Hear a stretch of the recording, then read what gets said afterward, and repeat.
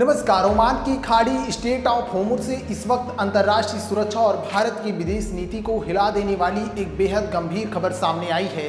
अमेरिकी नौसेना और वायुसेना ने पिछले 4 दिनों में 3 ऐसे कमर्शियल जहाज़ों पर मिसाइल हमले किए हैं जिन पर भारतीय नाविक सवार थे। इस हमलों में दुर्भाग्यवश 3 भारतीय नाविकों की जान जा चुकी है।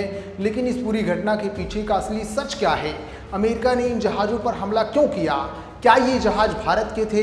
और सबसे बड़ा सवाल, जिस अमेरिका को भारत अपना सबसे मजबूत रणनीतिक साझेदार कहता है, उसके एक कदम पर मोदी सरकार का क्या स्टैंड है? सबसे पहले समझिए कि ग्राउंड पर हुआ क्या था। भारत के विदेश मंत्रालय और आधिकारिक रिपोर्ट के मुताबिक 8 जून से 11 जून के बीच अमेरिका सेंट्रल कमांड ने 3 अलग अलग जहाज़ों को निशाना बनाया। पहला हमला 8 जून ओमान तट के पास यमटी मैरीबेक्स नाम के तेल टैंकर पर हमला हुआ, जिसमें 24 भारतीय नाविक सुरक्षित बचा लिए गए। दूसरा हमला 10 जून, यह सबसे दर्दनाक था। ओमान की खाड़ी में यमटी स्टेबेलो के इंजन रूम पर अमेरिकी मिसाइल दागी गई, जिसमें 3 भारतीय नाविकों की मौत हो गई। तीसरा हमला 11 जून ओमान के सिनास पोर्ट के पास यमटी जलवीर पर हमला किया गया, जहां खुदकिस्मत से सभी 20 भारतीय नाविक सुरक्षित रहे। अब सवाल उठता है कि अमेरिका ने यह हमला क्यों किया? दरअसल फरवरी 2026 में ईरान ने स्टेट ऑफ होर्मुज़ को ब्लॉक कर दिया था। इसके जवाब में अमेरिका ने 13 अप्रैल 2026 से ईरान की सख्त सैन्य नाकाबंदी कर रखी है। अमेरिकी सेना का दावा है कि ये जहाज बार बार चेतावनी के बावजूद अमेरिकी प्रतिबंधों का उल्लंघन कर ईरानी बंदरगाहों की तरफ बढ़ रहे थे, जिसके बाद उनके इंजन रूम को निष्क्रिय करने के लिए ये सटीक हमले किए गए।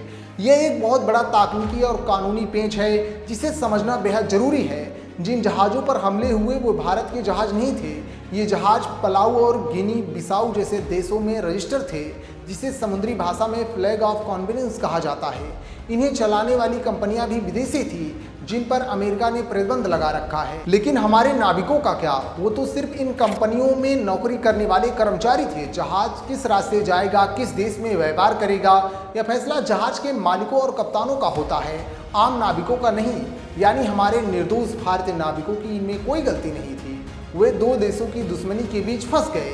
अब बात करते हैं देश की राजनीति और सरकार की जवाबदेही की। प्रधानमंत्री नरेंद्र मोदी ने अपने 12 साल के कार्यकाल में सबसे ज़्यादा यानी पूरे 22 बार अमेरिका का दौरा किया है।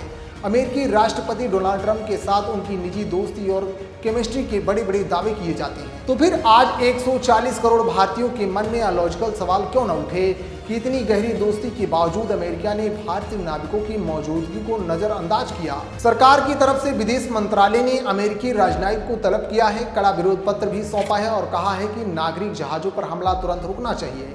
लेकिन क्या सिर्फ एक कागजी विरोध दर्ज कराना काफी है?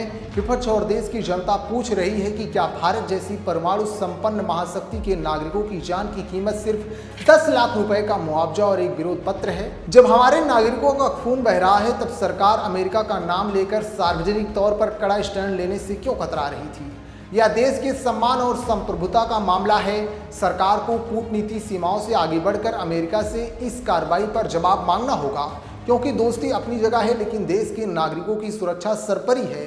आप इस पूरी घटना और भारत सरकार के रुख पर क्या सोचते हैं? कमेंट सेक्शन में अपनी राय साझा करें। देश से जुड़ी ऐसे ही सटीक और निष्पक्ष खबरों के लिए हमारे चैनल को सब्सक्राइब जरूर करें। जय हिंद।